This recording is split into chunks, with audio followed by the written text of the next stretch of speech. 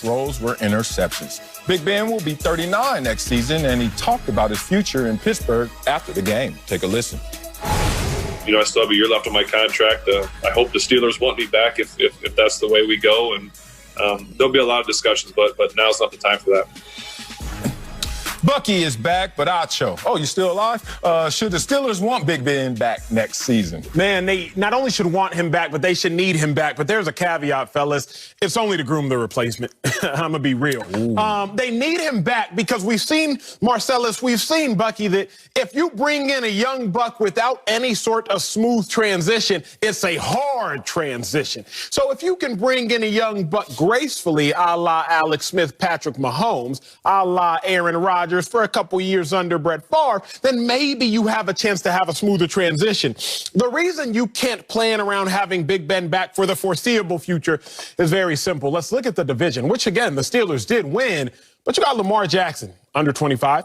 Baker Mayfield, I think, right at it, under 25. Joe Burrow, under 25. We're right at it. If that, all them quarterbacks are young, thriving. Then you have Big Ben, old and declining. So you can't hold on to the old and declining when you have the young and thriving. That's just within the division. But then if you look within the conference, Patrick Mahomes leading an AFC team, beast. Josh Allen leading an AFC team, young beast. Baker Mayfield leading the AFC team, young, thriving. And then you have Lamar Jackson. Y'all know what he's capable of. The Steelers cannot sit here and watch all these other talented teams outside of the division and all these other talented teams inside of the division be led by young, ascending quarterbacks and hold on to Big Ben as if he is the future. Yes, they need Big Ben for about one more season to hopefully transition to somebody else, but that's really about it.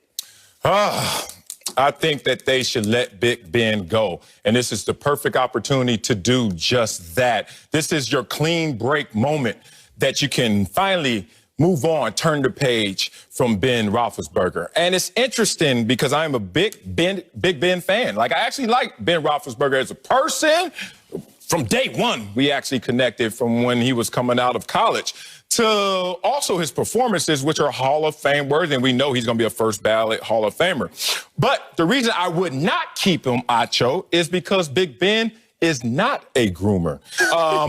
No, being real, like in the NFL, I got 2 years of paid vacation playing for the Jacksonville Jaguars, not because of my performance, but because of my personality, because of my character, because of the fact that, hey, even though Wiley doesn't have it in the body anymore, his mind, his heart, and what he can teach others as a mentor, that can actually help a locker room. What about Big Ben in terms of his character, in terms of him being a groomer for the Pittsburgh Steelers?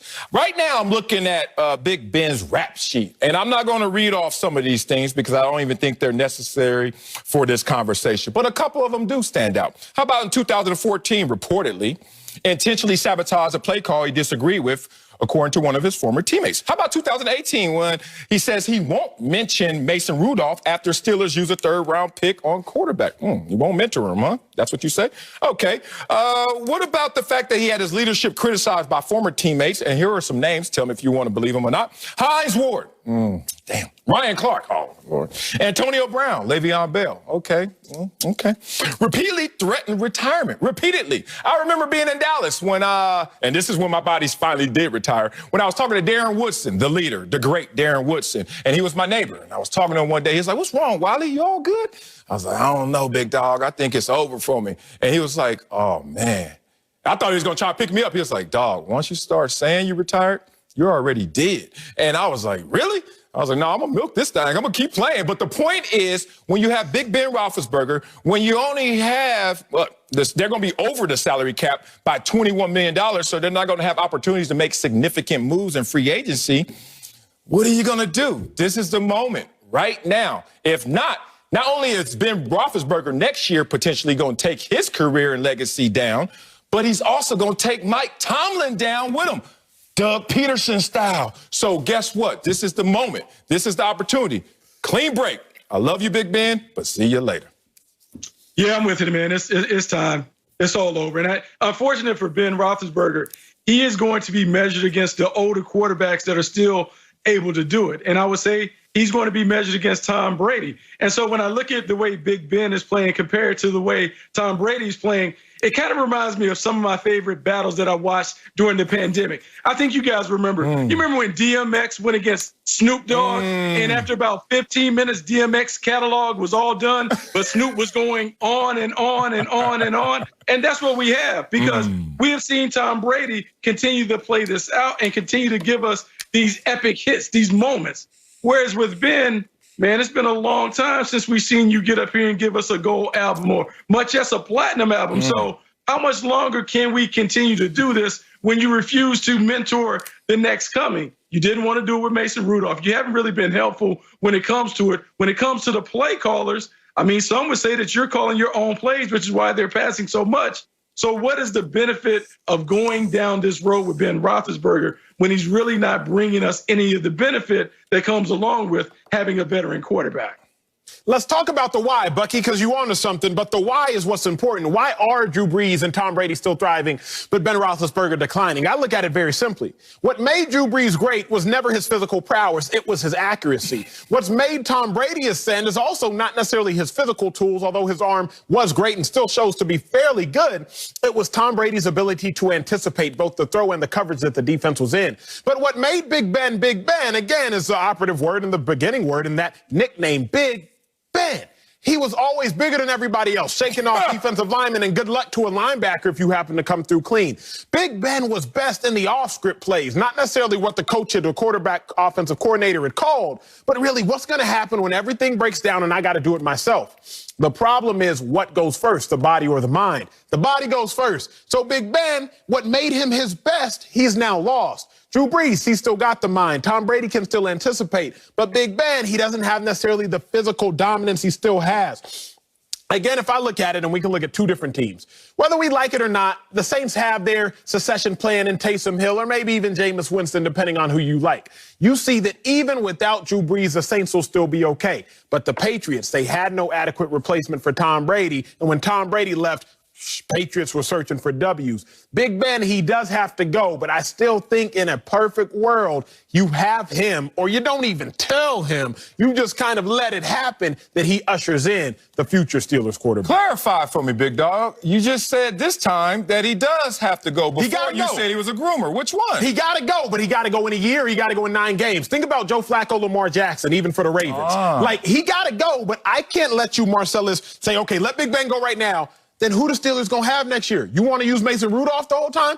You want to bring back Duck? I don't know that you can bring in a guy year one and actually anticipate competing with the Browns team that looks like they're going to be here for a while, or Ravens team, and you know they're going to be here for a while. Yeah, but you know what's interesting? There's another alternative in this situation, because there are going to be some free agents available. We don't know who's going to be out there fully in the landscape.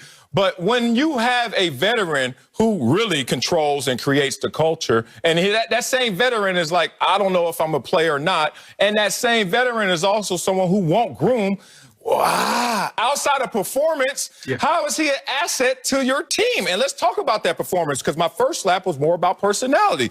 Let's talk about his performance in 2020. Obviously, he has some good things going on, but let's highlight some of the issues. Fewest yards per attempt in his entire career. Fewest yards per completion in his entire career. And fewest passing and rushing yards per game combined since 2008. Bucky talked about it in the playoffs, where you got to make your money, where Big Ben became Big Ben as well with his couple rings. Let's talk about Big Ben, his first 12 playoff games, 10-2, dominant. Let's talk about Big Ben, his last 10 games, 3-7, not dominant. So in a situation where I'm looking at the Philadelphia Eagles with Doug Peterson in, did y'all hear what Jeffrey Lurie said about why he fired Doug Peterson? He said, we didn't fire him because of his past resume and the things he's done, because guess what? We wouldn't fire him. Look at his resume. He's good enough to be here. We fired him because of our future. We fired him because of what we predict how this will play out going forward. I'm going to have to apply that to this situation, because if Big Ben is not let go right now, Big Ben's going to take down somebody else with him, because he's already shown you that he's a little more focused in on what Big Ben is doing versus the Pittsburgh Steelers at large. Hey, look, you're right, man. If I'm Mike Tomlin, I'm Nino Brown and Ben Roethlisberger. Look, there's a whole lot out here before me. I'm gonna get him up out of there. He's not bringing down the operation. And the thing about Ben Roethlisberger, let's be honest.